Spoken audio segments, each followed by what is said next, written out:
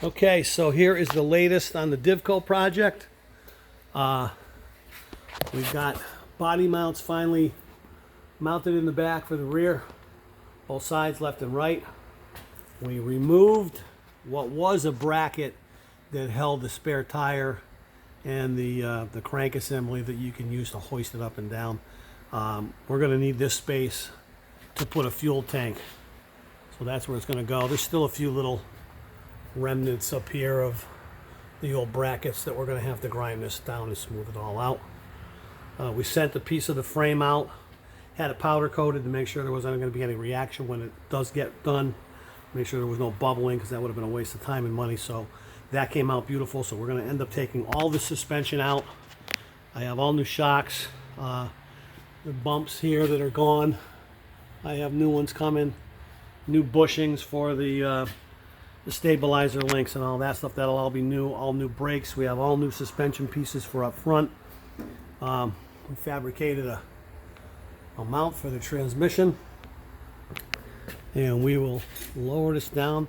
Here's one of the front mounts finally all welded in place, all up in here. That was all made by hand. So now we'll put the vehicle down, and we now have an engine inside this thing. Did that yesterday and today. So we now have a 5.3 liter Vortex engine sitting in this. We had to make up some temporary motor mounts just so we could mock this up. We'll take those out and modify them and make them better, a little bit more beefy. All new suspension that we have. This is all the old stuff. It's all sloppy and worn out. We have all new shocks, new stabilizer links, new stabilizer bushings, all new brake pads. We'll probably get some new rotors and discs, calipers rather, ball joints. So we now have a motor in this thing.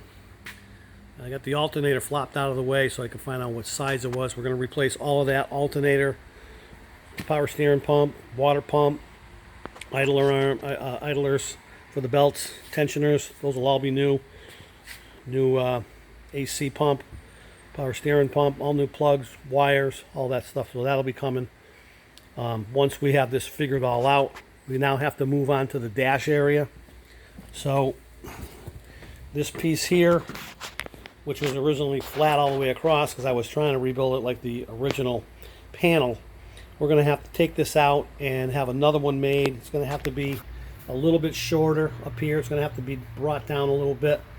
Then we're going to try to take the dashboard out of the donor vehicle that this frame came out of, which is an 05 Trailblazer, and we're going to graft that dashboard into here. We're going to have to cut and remove all of this. This is going to come out.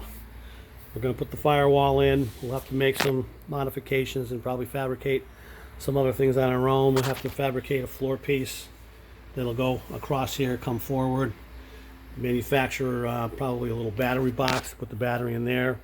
We're going to have some storage down in this area, which will sit below the pedestal seats.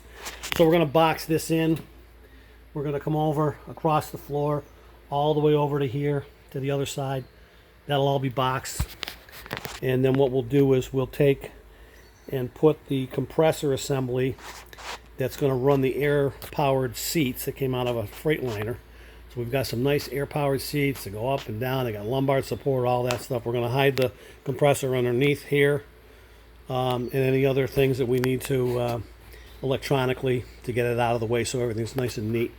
So it's finally starting to really look like a vehicle. I'm thrilled with it.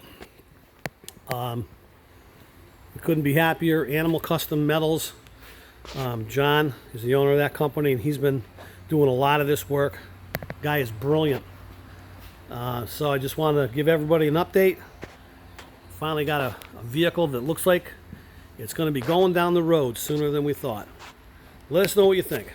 Take care.